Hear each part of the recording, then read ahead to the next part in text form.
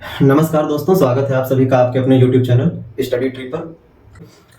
दोस्तों, हम लोगों ने पिछले टर्न पे पोरीफेरा समूह के बारे में देखा था और आज हम लोग सिलेंट्रेटा के बारे में देखेंगे, जो जंतु जगत का अगला ग्रुप होगा। इसके पहले हम लोग दो ग्रुप देख चुके हैं, दो संघ या फाइलम देख चुके हैं। एक है प्रोटोजोआ, एक है सिलेंट्रेटा। तो आज का हम लोगों का जो संघ होगा जंतुओं का, वो होगा सिलेंट्रेटा। तो चलिए शुरुआत करते हैं आज की क्लास का। तो देखिए, सिलेंट्रेटा या निडेरिया की बात करें, इसी को निडेरिया भी कहा जाता है। इनकी क्या विशेषताएं होती हैं, इनमें क्या विशेषता पाई जाती है, क्या क्या चीजें, उनको देखते हैं। तो देखिए, सबसे पहले बात आती है जो सिलेंट्रेटा। जो सिलेंट्रेटा शब्द है, इस शब्द का प्रयोग किसने किया था? तो ये शब्द सबसे पहले दिया था लुकर्ट ने। आपको ये बात ध्यान रखनी है कि सिलेंट्रेटा शब्द किसने दिया था? लुकर्ट ने दिया था। इसके अलावा जिस तरह से आपने पिछले उसमें पढ़ा पोरीफेरा को लेकर के कि वो केवल समुद्री होते हैं, सिलेंट्रेटा के जो जंतु होते हैं ये समुद्र के अलावा स्वच्छ जल में भी पाए जाते हैं, ये ध्यान रखना है। पोरीफेरा में आपको बताया गया था सभी समुद्री होते हैं, लेकिन एक एग्जाम्पल हमने दिया था आपको, स्पंजिला, जो कि मीठे जल में पाए जाने वाला पोरीफेरा संघ का जंतु होता है। लेकिन यहाँ पे समुद्री और स्वच्छ जल दोनों में पाए जाने वाले जंतु देखने को मिलते हैं। इनका जो शरीर है, ध्यान रखना है, इनका जो शरीर है वो दो स्तरों में बटा होता है। इसके दो स्तर होते हैं। जो बाहर का स्तर होता है उसे एक्टोडर्म कहा जाता है और जो अंदर वाला होता है उसे एंडोडर्म या गैस्ट्रोडर्म कहा जाता है। ये आपको ध्यान रखना है, ठीक है। एंडोडर्म या गैस्ट्रोडर्म। शरीर द्विस्तरीय, यानी कि एक बाहर की लेयर होती है और एक मध्य में अंदर लेयर होती है। इस तरीके से अगर हम कहें तो इनका शरीर इस तरह से दिखाई पड़ता है, बीच में भी एक लेयर होती है, ठीक है। अगर इस तरह से हम इनके शरीर को बनाएं तो ये आपको देखने को मिलेंगे। तो ये जो बाहर वाली लेयर है, बाहर की लेयर, ये वाली जो बाहर की लेयर है इसे कहा जाता है एक्टोडर्म, और ये जो अंदर की लेयर है इसे कहा जाता है गैस्ट्रोडर्म या एंडोडर्म, ठीक है। तो इस तरीके से इनका शरीर देखने को मिलता है। इनकी एक विशेषता होती है, आपको ध्यान रखना है। इनकी जो सबसे प्रमुख एक विशेषता है वो है कि इनमें दंश कोशिकाएं पाई जाती हैं, निमेटोसिस्ट पाए जाते हैं, दंश कोशिका। और इनका प्रयोग करके ये शिकार करते हैं, यानी कि अपने से छोटे जो जंतु होते हैं उनको पकड़ने का कार्य करते हैं। तो इनमें दंश कोशिकाएं या निमेटोसिस्ट पाया जाता है, ये आपको ध्यान रखना है। इसके अलावा अगर बात करें तो इनकी जो शारीरिक संरचना, यानी इस सिलेंट्रेटा वर्ग के जो जंतु हैं, शारीरिक संरचना के आधार पर दो फेज में पाए जाते हैं, दो तरह के पाए जाते हैं। एक जो पाए जाते हैं वो स्वतंत्र होते हैं और स्वतंत्र होकर के पानी में तैरने वाले होते हैं। उनको हम लोग कहते हैं मेड्यूसा, जो स्वतंत्र और पानी में तैरने वाले होते हैं। जैसे जेलीफिश हम बात करें, फाइसेलिया की बात करें, तो स्वतंत्र पानी में तैरने वाले दिखाई पड़ते हैं। जबकि कुछ ऐसे जंतु पाए जाते हैं इस वर्ग में जो स्वतंत्र ना होकर के गतिहीन होते हैं, एक जगह पर किसी भी चट्टान या मिट्टी पर एक जगह पर चिपके हुए होते हैं, जो इधर उधर जा नहीं सकते, स्थायी होते हैं, जैसे पेड़ पौधे होते हैं। तो गतिहीन जो पाए जाते हैं जंतु इस वर्ग के, उनको हम लोग पॉलिप बोलते हैं। तो दो प्रकार की शारीरिक संरचना वाले जंतु देखने को मिलते हैं। एक जो स्थायी होते हैं, गतिहीन होते हैं, उनको हम पॉलिप कहते हैं, और जो तैरने वाले होते हैं, स्वतंत्र होते हैं, उनको हम लोग मेड्यूसा कहते हैं। तो ध्यान रखिएगा, तैरने वालों को क्या कहा जाएगा? तैरने वालों को मेडूसा, और जो गतिहीन होंगे उनको क्या कहा जाएगा? पॉलिप कहा जाएगा, ठीक है। तो ये दिमाग में रखिएगा आप लोग। इसके अलावा इनकी एक विशेषता की बात करें तो ध्यान रखेंगे, इनके शरीर की कोशिकाओं में श्रम विभाजन पाया जाता है, डिवीजन ऑफ लेबर पाया जाता है। इसका क्या मतलब हुआ?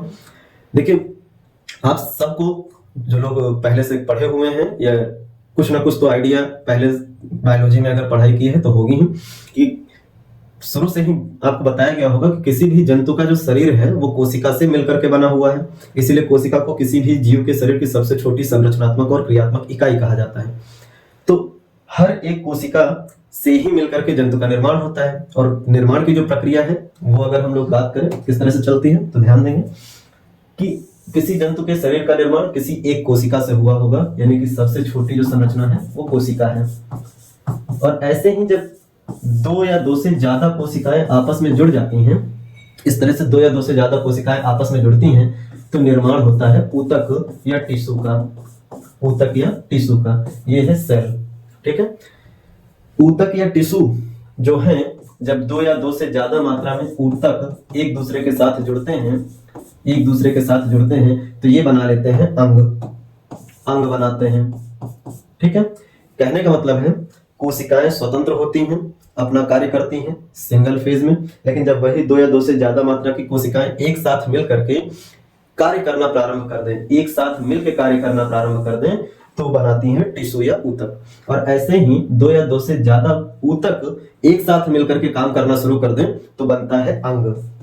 ठीक है, और जब ऐसे ही अंग, कई सारे अंग, दो या दो से ज्यादा मात्रा में जो अंग हैं, ये जब एक साथ मिल करके काम करना स्टार्ट करते हैं तो निर्माण होता है अंग तंत्र का।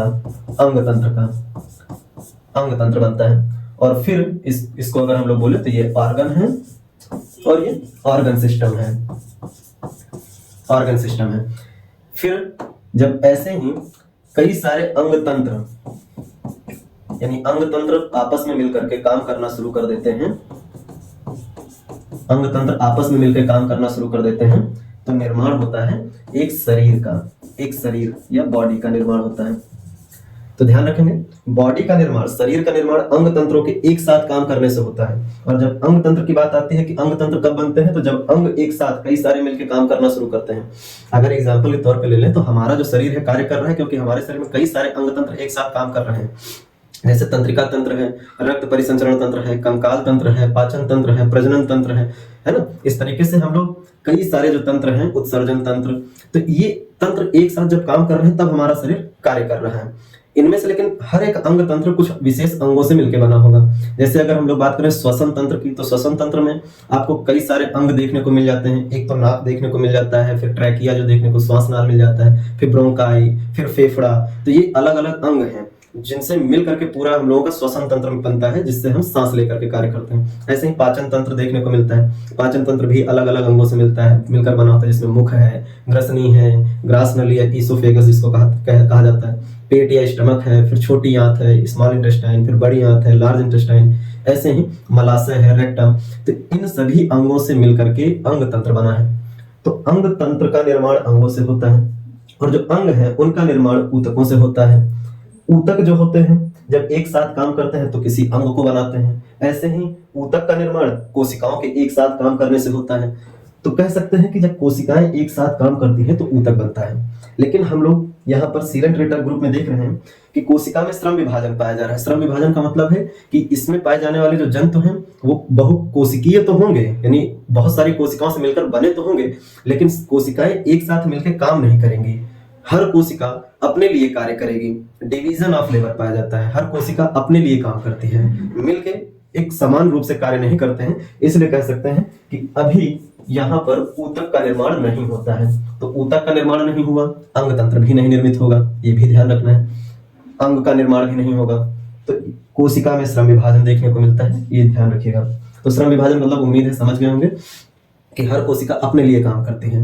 अगर कोशिकाएं एक साथ मिलकर काम करती तो ऊतक बनाती है, और ऊतक एक साथ मिलकर काम करते हैं तो अंग बनाते हैं। और इस तरीके से अगर अंग एक साथ काम करते हैं तो अंग तंत्र, और अंग तंत्र एक साथ काम करते हैं तो शरीर बनता है।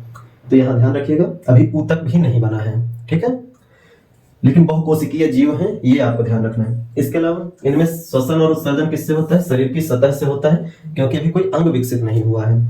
और इनके लार्वा को किस नाम से जाना जाता है? प्लेन्यूला। जबकि पोरीफेरा में हमने बताया था कि पोरीफेरा के लार्वा को क्या कहा जाता है? एम्फीब्लास्टुला कहा जाता है। यहाँ पर सीलेंट्रेटा के लार्वा को क्या कहते हैं? प्लेन्यूला कहते हैं। ये बात ध्यान रखिएगा, ये इनकी विशेषताएं हैं। अब इन पे जो कुछ एग्जाम्पल्स हैं वो हम लोग देखते हैं, ठीक है। एग्जाम्पल्स की बात करें तो इसके कुछ एग्जाम्पल्स काफी महत्वपूर्ण हैं जो खास कर याद रखने हैं। जैसे अगर हम लोग बात करें तो नाम आता है हाइड्रा, ठीक है। इसके अलावा ऑरिलिया, इसी में नाम आ जाता है ओबिलिया,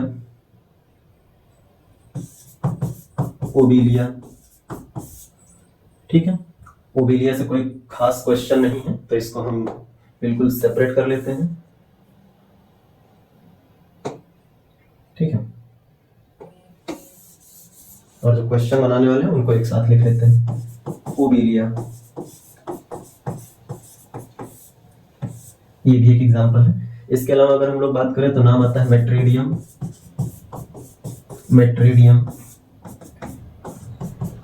गोर्गोनिया, पेनाटुला। फिर अगर हम लोग बात करें तो इसी में नाम आता है फाइसेलिया, फाइसेलिया। इसी में अगर नाम लिखें तो इसी में कुछ नाम आ जाते हैं, जैसे कोरल्स के नाम आ जाते हैं, कोरल, ठीक है, ये भी इसी में शामिल हो जाते हैं। इसके अलावा अगर हम लोग बात करें तो इसी का एग्जांपल है टीनोफोरा, टीनोफोरा इसी में शामिल है। अब क्या एग्जांपल्स बनते हैं इनको हम लोग देख लेते हैं, ठीक है, क्या सवाल बनते हैं इनसे देखते हैं। देखिए हाइड्रा की अगर हम लोग बात करें तो हाइड्रा को ऐसे जंतु के नाम से जाना जाता है जिसमें अमरता का गुण पाया जाता है, अमरत्व का गुण पाया जाता है, अमरत्व का गुण पाया जाता है, प्रॉपर्टी ऑफ इमॉर्टैलिटी, कभी ना मरने वाला, ठीक है, इमॉर्टैलिटी जिसको मारा ही नहीं जा सकता, अमरत्व का गुण। कंडीशन क्या होती है, हाइड्रा एक ऐसा जंतु है कह सकते हो जिसको आप जितना मारने की कोशिश करोगे, उसके जितने टुकड़े करोगे, हर एक टुकड़ा एक नए हाइड्रा को निर्मित करेगा, एक नया हाइड्रा बना लेता है, ठीक है। तो इसलिए इसको खत्म करना मुश्किल होता है, क्योंकि आप जितना मारोगे ये उतने फैलेंगे, उतना ही बढ़ेंगे। आप लोगों को अगर एक फिल्म याद हो, आप लोगों ने देखा हो मार्वल की सीरीज में कैप्टन अमेरिका का, तो कैप्टन अमेरिका का मेन विलन जो होता है वो हाइड्रा ही होता है। और कैप्टन अमेरिका नाम मुझे शायद सही ध्यान कर रहे हो तो कैप्टन अमेरिका विंटर सोल्जर जो एक मूवी आई थी, उसमें एक जगह कोट भी है कि हाइड्रा जो है उसको जितना मारोगे, एक सर काटोगे तो उसकी जगह 1000 सर शामिल हो जाएंगे, यानी 1000 सर हो जाएंगे, यानी कि हाइड्रा को खत्म नहीं किया जा सकता। एक को काटोगे तो एक सर काटने पे 1000 सर तैयार हो जाएंगे। तो इस तरीके से आप लोग फिल्म में भी इसको रेफरेंस के तौर पे देखे होंगे। तो हाइड्रा मेन विलन है कैप्टन अमेरिका का, ठीक है। तो यहाँ पे अमरत्व का गुण अगर पूछा जाए किस जंतु में पाया जाता है जिसको मारा नहीं जा सकता, हाइड्रा। आप एक कह सकते हो भारतीय पौराणिक कथाओं में भी आपने सुना होगा, रक्त बीज का नाम सुना होगा। अगर उसका भी उदाहरण लिया जाए, उसके लिए भी वरदान था कि अगर उसका मारने का प्रयास किया जाएगा तो उसके जितने बूंद धरती पर गिरेंगे, हर एक बूंद से एक नया रक्त बीज जन्म लेगा, है ना, आप सबने सुना ही होगा। और इसी पौराणिक कथा में फिर आगे कहानी बढ़ती है कि उसी रक्त बीज को खत्म करने के लिए काली जी कह सकते हैं अवतार लेती हैं और रक्त बीज को मारती हैं, और उसके बूंद जमीन पर गिरने से पहले ही खप्पर जो उनके हाथ में होता है उसमें इकट्ठा करती हैं और पी जाती हैं, जिससे कि रक्त बीज को खत्म करने में कामयाब हो जाती हैं। तो ऐसे ही हाइड्रा है, इसको जितना मारोगे, जितने टुकड़े करने की कोशिश करोगे, हर एक टुकड़ा एक नया हाइड्रा बनाएगा, मारा नहीं जा सकता, ठीक। तो अमरत्व का गुण। ऑरिलिया की बात करें तो ऑरिलिया को जाना जाता है जेलीफिश के नाम से, जेलीफिश, ऑरिलिया को जेलीफिश कहा जाता है। तो नाम से जेलीफिश है, नाम से फिश है, लेकिन वास्तव में ये मछली नहीं है, ठीक है। कई बार पूछा जाता है कौन एक वास्तविक मछली है कौन नहीं है, तो जेलीफिश वास्तव में मछली नहीं है, ये सीलेंट्रेटा संघ के जंतु ऑरिलिया को कहा जाता है, तो ये ध्यान रखना है। मेट्रीडियम की बात करें तो इसको समुद्री एनीमोन कहा जाता है, सी एनीमोन या समुद्री एनीमोन, समुद्र का बहरूपिया कहा जाता है मेट्रीडियम को, ठीक है। तो सी एनीमोन या समुद्री एनीमोन किसको कहते हैं, मेट्रीडियम। गोर्गोनिया को सी फैन कहा जाता है या समुद्री पंखा कहा जाता है, ठीक है। अगर हम लोग कहें तो ये सी फैन है, ये सी एनीमोन है, एनीमोन, ठीक है। ये जेलीफिश है, जेलीफिश। इसके अलावा इसमें अगर बात करें तो प्रॉपर्टी ऑफ इमॉर्टैलिटी होती है,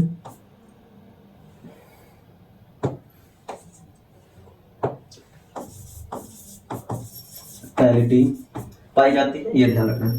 पेनाटुला की बात करें तो आपको ध्यान रखना है, पेनाटुला को हम लोग समुद्री पेन के नाम से जानते हैं, समुद्री पेन या सी पेन के नाम से जानते हैं, ठीक है। और फाइसेलिया की बात की जाए तो इसको लेकर के ध्यान रखिएगा, पुर्तगाल का लड़ाकू योद्धा कहा जाता है, पुर्तगाल का लड़ाकू योद्धा, पुर्तगीज मैन ऑफ वॉर अगर कहा जाए किसको कहा जाता है तो आपको ध्यान रखना है फाइसेलिया को कहते हैं, ठीक है। पुर्तगीज मैन ऑफ वॉर, पुर्तगाल का लड़ाकू योद्धा। गोर्गोनिया को समुद्री पंखा कहा जाता है क्योंकि ये जो पंखा हाथ से झलने वाला होता है, हाथ से डुलाते हैं, उस तरह दिखाई पड़ता है। और पेनाटुला पेन के जैसी संरचना में देखने को मिलता है, अभी हम दिखाएंगे स्ट्रक्चर फिगर, तो आप देखिएगा। कोरल्स जो हैं इनको लेकर के ध्यान रखिएगा, कोरल्स जो समूह के जंतु होते हैं, जो कोरल होते हैं, यही कोरल रीफ का निर्माण करते हैं, कोरल रीफ का निर्माण करते हैं। अभी कोरल रीफ के बारे में भी देख लेंगे। और इस जंतु के बारे में ध्यान रखना है, हमने अभी आपको बताया था सीलेंट्रेटा संघ के जंतुओं की विशेषता है निमेटोसिस्ट या दंश कोशिका का पाया जाना, जिससे कि वो शिकार करते हैं। लेकिन ध्यान रखिएगा जो टीनोफोरा होता है इसमें दंश कोशिकाएं नहीं पाई जाती हैं। एकमात्र ऐसा या निडेरिया संघ का जंतु जिसमें दंश कोशिका नहीं पाई जाती है, निमैटोसिस्ट नहीं पाई जाती है, तो ये आपको ध्यान रखना है। Hydra, Aurelia, Metridium, Gorgonia, Pennatula, Physalia, coral, Ctenophora, सभी कोई ना कोई एग्जाम्पल मतलब महत्वपूर्ण क्वेश्चंस बनाते हैं। और इसका एक एग्जाम्पल आप ओबिलिया भी रख सकते हो। इसके अलावा कुछ नाम और आ जाते हैं, जैसे कि अगर हम लोग बात करें तो एक आध नाम और ध्यान आ रहे हैं इसी के, तो इसी में नाम आ जाता है। एक अगर एग्जाम्पल बोल दिया जाए सवाल, फंजिया किस में आता है, किस समूह का जंतु है, तो आपको ध्यान रखना है सीलेंट्रेटा का है। इसी में आपको देखने को मिलता है एक जंतु मिनरा, तो ओबिलिया, फंजिया, मिनरा ये भी आपको सीलेंट्रेटा संघ के जंतु के रूप में दिखाई पड़ते हैं। तो ये सीलेंट्रेटा संघ के जंतु है। अब देख लेते हैं कि कौन जंतु किस प्रकार दिखाई पड़ता है। अच्छा, तो सबसे पहले हाँ एक ये बात देख ले, जो हमने कहा था कि सीलेंट्रेटा वर्ग के जो जंतु होते हैं वो उनका शरीर दो सतहों से मिलकर के बना होता है, डिप्लोब्लास्टिक होता है। ये जो हम लोगों ने बात की थी कि बाह्य जो सतह होती है उसको एक्टोडर्म और अंतः सतह जो होती है उसको एंडोडर्म या गैस्ट्रोडर्मिस कहा जाता है। तो इसी को यहाँ पर हम लोग देखते हैं। देखिए ये जो स्ट्रक्चर आपके सामने है, इस स्ट्रक्चर को अगर आप देखोगे तो ये पूरा का पूरा कंप्लीट, ये पूरा एक संरचना है। ठीक है, पेन शायद ये बहुत लाइट है तो चेंज कर लेते हैं। ठीक है, ये जो बाहर की लेयर है ये सबसे बाहर दिखाई पड़ती है, ऐसे ही पूरे इसमें दिखाई पड़ रही है। बाहर की ये लेयर, इसको हम लोग कहते हैं एक्टोडर्म, सबसे बाहर की परत है, एक्टोडर्म दिखाई पड़ती है जैसे बाहर। लेकिन इसी के अंदर गुहा पाई जाती है, छिद्र होता है, अंदर एक कैविटी होती है, और वही कैविटी जो अंदर ये दिखाई पड़ती है, इस कैविटी की भीतरी जो सतह है, दीवार है, उसी दीवार को हम लोग कहते हैं गैस्ट्रोडर्मिस या एंडोडर्मिस। ठीक है, तो भीतरी जो दीवार है उसे हम गैस्ट्रोडर्मिस या एंडोडर्मिस कहते हैं, जबकि बाहर की जो सतह होती है उसे हम लोग कहते हैं एपिडर्मिस। ये आपको ध्यान रखना है। तो बाहरी सतह एपिडर्मिस है और भीतरी सतह गैस्ट्रोडर्मिस है। ये हर एक जंतु सीलेंट्रेटा के अंदर जो पाए जाते हैं उनमें देखने को मिल जाता है। तब एग्जांपल्स जो हैं उनको देखते हैं। ये जो आपको संरचना देखने को मिल रही है ये है जेलीफिश। ठीक है, ये कौन सी संरचना है, तो ये है आपकी जेलीफिश। ठीक है, जेलीफिश इस तरह से दिखाई पड़ती है। और आपको क्या कहते हैं, अगर इसको देखोगे तो जब भी देखेंगे आप लोग तो ये थोड़ा सा ऐसे उठते हुए ऊपर की तरफ तैरते हुए देखने को मिल जाती है। ठीक है, ये जो आपको देखने को मिलता है ये है फाइसेलिया, जिसको पुर्तगाल का लड़ाकू योद्धा भी कहा जाता है, पुर्तगीज मैन ऑफ वॉर भी कहते हैं। तो ये फाइसेलिया है, ये जेलीफिश है। ये आपको जो संरचना देखने को मिल रही है, संरचना ये है आपका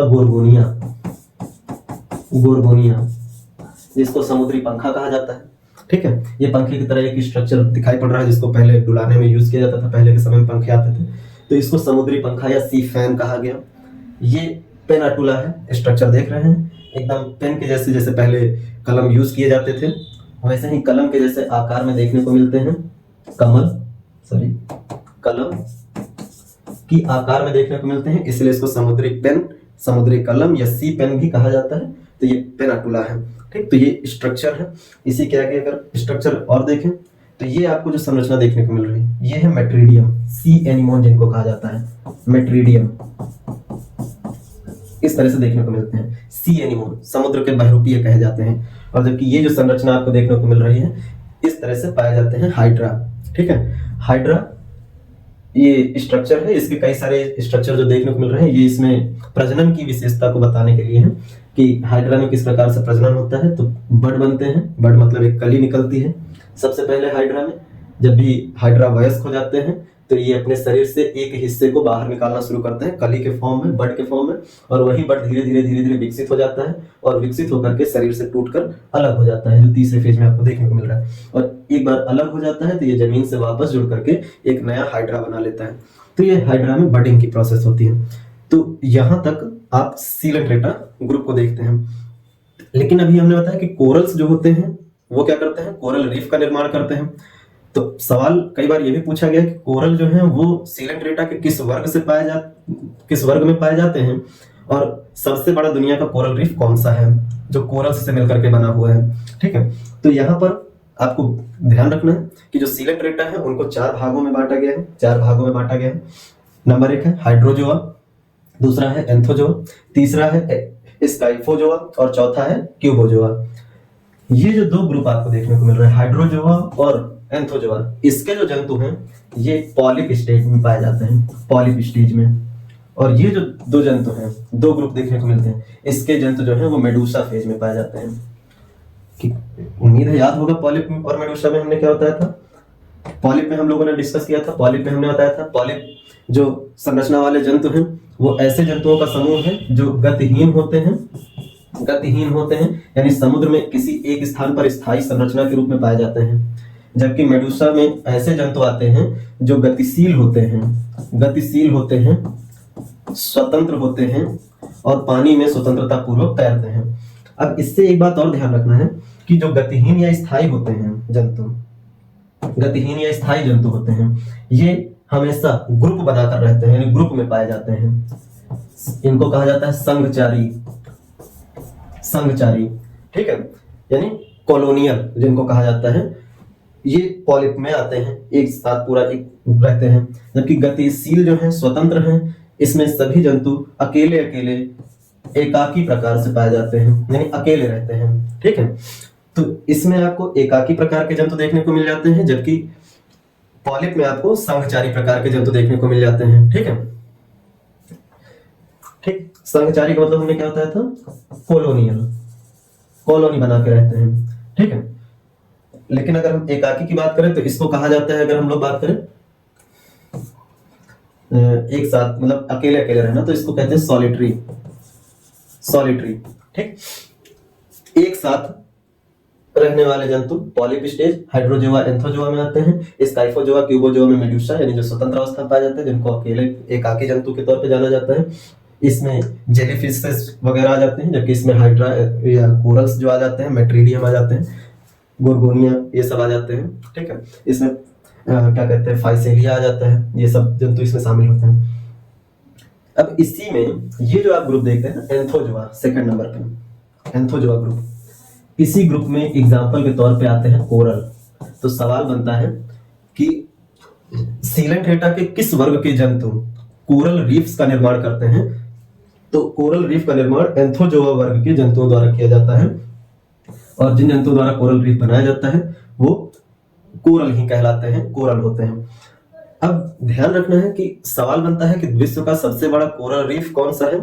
तो इसका अगर हम लोग बात करें तो ध्यान रखेंगे, सवाल है विश्व का सबसे बड़ा कोरल रीफ, कोरल रीफ तो ये पाया जाता है अमेरिका के क्वींसलैंड में, ठीक है। अमेरिका के सॉरी ऑस्ट्रेलिया के क्वींसलैंड में कहाँ पाया जाता है, ऑस्ट्रेलिया के क्वींसलैंड में, क्वींसलैंड। और इसको कहा जाता है, जो कोरल विश्व का सबसे बड़ा है उसको कहा जाता है the great barrier reef, the great barrier reef, barrier reef. तो ध्यान रखेंगे द ग्रेट बैरियर रीफ विश्व का सबसे बड़ा कोरल रीफ है, जो कहाँ पाया जाता है, क्वींसलैंड ऑस्ट्रेलिया। क्वींसलैंड ऑस्ट्रेलिया का एक प्रांत है कह सकते हैं। तो क्वींसलैंड में पाया जाता है जो दुनिया का सबसे बड़ा रीफ है। भारत को लेकर के ध्यान रखना है कि भारत का सबसे बड़ा कोरल रीफ कहाँ पे पाया जाता है। भारत का सबसे बड़ा कोरल रीफ आपको सुंदरवन डेल्टा के जो क्षेत्र है वहां पे पाया जाएगा। इसके अलावा भारत का एक द्वीप पूछा जाता है, जो सबसे बड़ा द्वीप है जो कोरल से ही निर्मित है, तो वह है लक्षद्वीप। लक्षद्वीप पूरी तरह से कोरल से ही निर्मित है, और उसी कोरल्स के ऊपर ही कह सकते हैं कि लोगों का निवास है, लोग रहते हैं और सारी संरचनाएं वहां पे देखने को मिलती हैं, ठीक है। कोरल रीफ जो होते हैं ये समुद्र के अंदर जो छोटे छोटे जंतु होते हैं, मछलियां होती हैं, इन सबको रहने के लिए आवास भी उपलब्ध कराते हैं। आपको देखने को मिलते हैं, अगर हम लोग देखें तो शायद इसका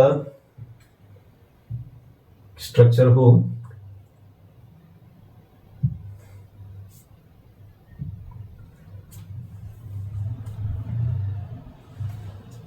आपको दिख रहा होगा इस तरीके से समुद्र में संरचनाएं पाई जाती हैं, ठीक है। जो ये संरचनाएं हैं ये सभी सीलेंट्रेटा वर्ग के एंथोजोआ, जो सीलेंट्रेटा संघ का एंथोजोआ वर्ग है उस वर्ग के जंतुओं द्वारा निर्मित हैं। ये एंथोजोआ वर्ग के जंतु हैं और इन्हीं के द्वारा निर्मित है कोरल, मतलब यही है कोरल्स, और इन्हीं के द्वारा कोरल रीफ बनाया जाता है जिसमें छोटे छोटे जंतु छिपते हैं, रहते हैं, अपना घर या कॉलोनी भी बनाते हैं, और ये स्वयं जंतु ही हैं जो पेड़ के जैसे दिखाई पड़ रहे हैं, और इन्हीं से ही बना हुआ है पूरा का पूरा जो कोरल रीफ सिस्टम है वो, और आपका पूरा लक्षद्वीप जो समूह है वो। ठीक है, तो भारत में सबसे बड़ा द्वीप जो कोरल से निर्मित है वो लक्षद्वीप है, जबकि सबसे बड़ा कोरल रीफ है वो समुद्र वन में सुंदरवन डेल्टा क्षेत्र में पाया जाता है। जबकि विश्व का सबसे बड़ा अगर कोरल रीफ बोला जाए तो आपको ध्यान रखना है क्वींसलैंड, ऑस्ट्रेलिया। ठीक है, तो ये बातें आप ध्यान रखिएगा। सीलेंट रेटा संघ हम लोग आज कंप्लीट कर लिए, इसके बाद हम लोग आगे बढ़ेंगे प्लेटी हेलमिंथीज की तरफ जो अगला ग्रुप होगा, लेकिन आज बस इतना ही रखते हैं। धन्यवाद।